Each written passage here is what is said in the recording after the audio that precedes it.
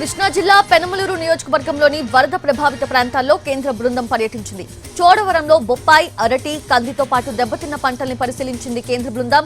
వరద ప్రభావిత ప్రాంతాల్లో పంట నష్టం అంచనా వేయడం కోసం కేంద్ర బృందం పర్యటిస్తోంది.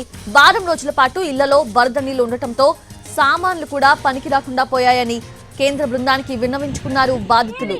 అన్ని మునిగిపోయాయి, ఒక్కటి కూడా రిపేర్ లేదు, తినడానికి కూడా